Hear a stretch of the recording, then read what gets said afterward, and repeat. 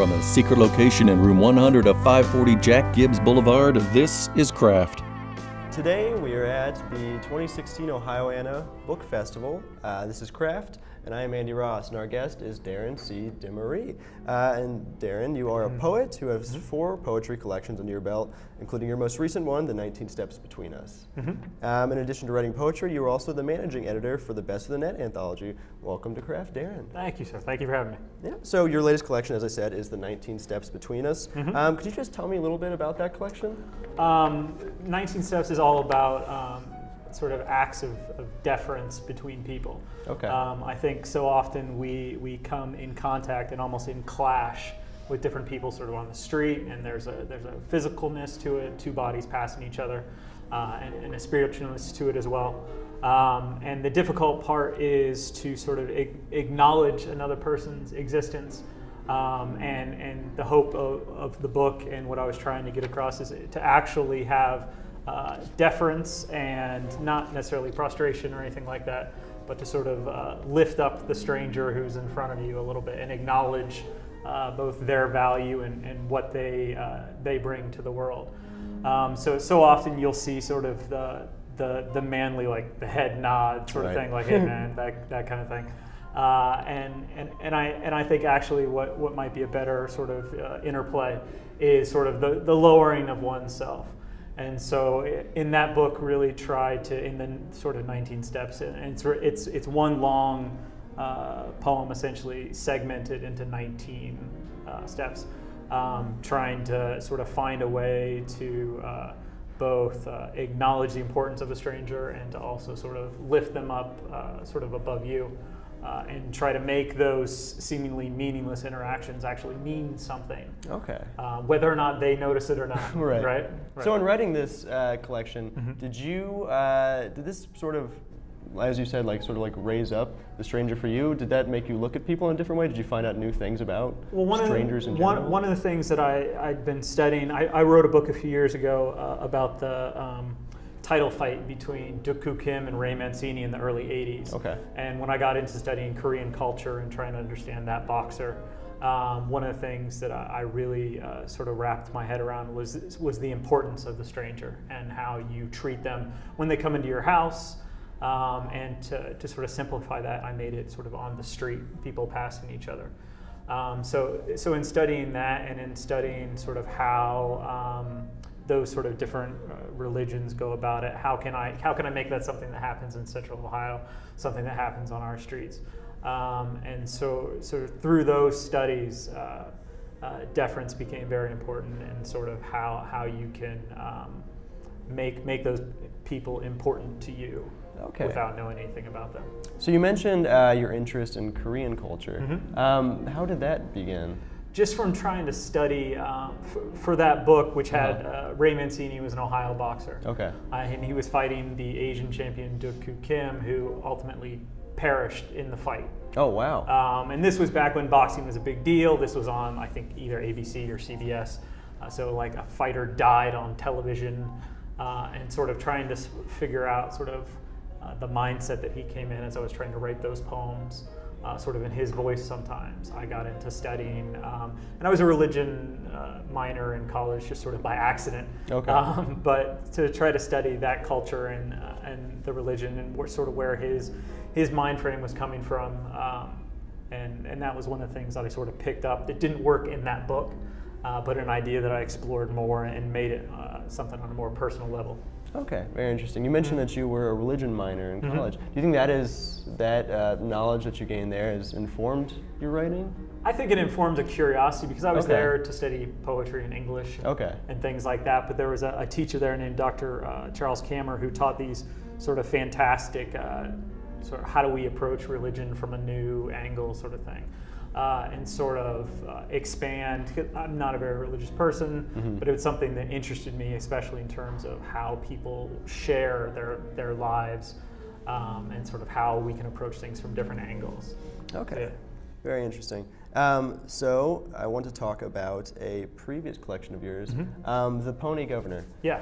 That is rather politically charged, correct? Incredibly politically charged. Yeah, yes. I know. From what I've read, it sounds incredibly politically charged. So tell me a little bit about the experience of writing that. Is that still like a deeply personal collection, or?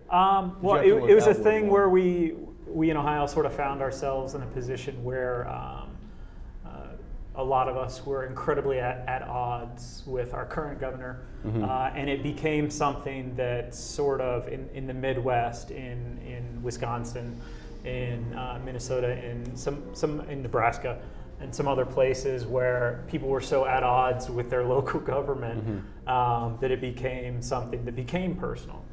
And in fact, I had met Governor Kasich at a graduation speech he'd given at I teach night English classes at Miami Jacobs. Okay. And he had come and he was supposed to give a commencement address and sort of did a town hall thing instead of giving a speech. Essentially where he alluded to the fact that it's good that all of my African American students were graduating so that they could get off food stamps. Oh gosh. So not only did I sort of take his unpreparedness and some of the things he said that I thought were incredibly racially insensitive personally. So I started doing my own research, and I have friends that work in government, and sort of I had to ask them all, sort of, is this really the guy, or was he just incredibly woefully unprepared? And they all said, no, this is the guy.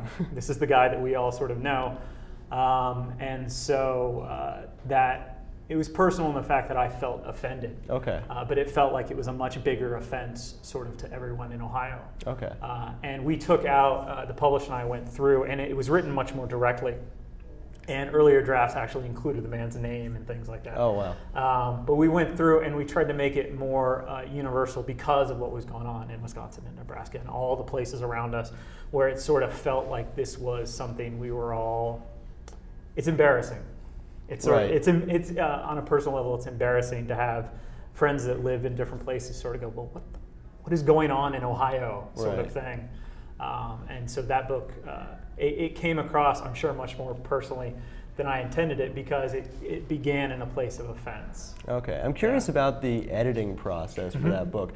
I imagine you'd made some pretty strong claims and whatnot. Right. Was there anything that your editor said, oh, this is a little bit too far, or how much had to be taken down? I think his worry after the pause press was that if it became a direct attack, and something, it would lose sort of what could be a larger meaning towards the political process now, which he was right about. And it's in those books where it's a large sequence, and the Pony Governor is put together as a sequence, and you'll notice there's missing poems in the numbering. Tried to make it more universal and tried to make it something that could get the larger message across. And in interviews like this and in things like, I'm more than happy to tell people that the impetus was John Kasich. That's fine. But the book can accomplish a lot more if it's sort of taken with that universal approach, that some of these local governments feel like they're misrepresenting a large portion of the populace. So. Okay. So I'm interested about your process of actually sitting down and writing. Are you very good about actually sitting down and getting yourself to write, or do you struggle with that? Yeah, it's something that I do sort of every day. Okay. Obviously, we need to be here this morning around 9 o'clock, I think it was. So I got up at 4 and got my writing done, got a workout done, and got the things I needed to done at the house. So you stay pretty disciplined. Yeah, there have been in the last 5 years 3 days where I didn't write. Oh wow! On my 5th anniversary trip, my wife asked me not to, and I thought that was the best. That's a good present. Yeah. So yeah, and it's something that's every day, every week, and it's worked out where I think I've had 3 books come out in the last 18 months, sort of thing. Yeah. Where it's something that's gone well enough, and I feel productive enough, and it feels like it's sort of working. That I keep at it. So. Okay, and I also mentioned earlier you are the managing editor for the Best of the Net anthology. Yeah. Could you just tell us a little bit about that? Sure. Well, we do through Sundress Publications. I'm on the board of directors for them, and they put me in charge of the best of the net. And this year we just posted our newest release about a month and a half ago, and we end up with thousands of submissions. Essentially, it's if you do a poetry blog all the way through some of the best online releases that do fiction, nonfiction, and poetry, you are eligible to submit to Best of the Net, and we end up with thousands of poems and hundreds of stories and nonfiction essays. And it's actually a pretty big team where we've got genre editors for those 3 genres, and then upwards of 50, 60 readers. Oh, wow. That all sort of go through, because it's a lot of reading. Yeah, that's a lot of poems. And we try to get it down to a select amount to get to the final judges. Okay. Where we've got, this year it was Bruce Bond and Brian Olu, and I'm blanking on the nonfiction editor judge, but we've got 3 sort of bigger name people that come in at the end and sort of choose the 15 poems out of the 40 they get, or the 5 nonfiction pieces out of the 15 we send them. So it starts with just in mass quantity, and it sort of works its way down. And then it's up to me just to sort of write the editor's note and sort of keep everything going as this large collection of people read a lot of things.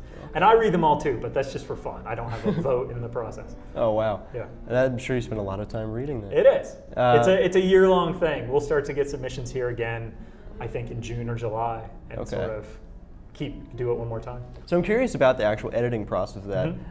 How do you sort of make those decisions? It can't just be what's good and what's not good, because that's sort of subjective. Well, I think the good and not good, there's some of that happens from the readers and the genre editors, where they're trying to pick what they believe to be the best work that's come into us. And then really it gets sort of shaped a lot by the final judges and sort of what is their sort of cup of tea. Okay. And so you'll see, depending on the final judges, it'll sort of take shape depending on who it is and sort of what they like. Brian Olu, who was the fiction judge this year, is a friend of mine, and I could definitely pick out, sort of knowing him and what he writes, what was going to be sort of what he might choose. Right. And I wasn't 100%, but I was about 75% of what I thought Brian would really like. Okay. So it takes on sort of the personality of the final judges a lot of the time. Okay. Very cool. So when you're making those decisions, do you sort of go for like a specific audience, or do you sort of like to get a wide range of? Well, I'd have to. I'm not. Other than getting into the correct genre editors, I'm not making any decisions. Right. So I sort of come in and review everything at the end, and I'll write the note that sort of accompanies everything and try to sum up what it is. But if in attempting to speak for them, I would say that they've all got, again, there's some subjectivity to it, but they're looking for some sort of inherent quality that it is. The product itself, the writing is the best of what comes to us. And then we try to give as the largest sampling as sort of the final judges are willing to take. Because what happens when you're looking at 1,200 or 1,400 poems is there's a lot of it that's pretty great. I imagine, yeah. And then you get into the different kinds of poetry where, if it's sound or language poetry, or if it's something that would be work best as slam, or something that's a different sort of a different genre almost, and sort of what do we do with hybrid texts and things like that. It gets sort of left in the hands of the first readers, and there ends up being. I've seen the PDF files when they come down and everyone's had their cast their vote, and it gets the dialogue that happens for work from writers that they've never met before. It gets pretty intense and pretty. Oh yeah. So there's a lot of discussions that go on before it even gets to the final selection for the final people. It's intense. Sounds like quite the process. It is. Well, Darren C. Demaree, yes, sir. I thank you so much for coming on to Craft today, and I hope you enjoy your time at the Ohioana Book Festival. Thank you for having me, sir. For more information from my guests, visit www.crafttheshow.com. This is Doug Dangler. Until next time, be creative.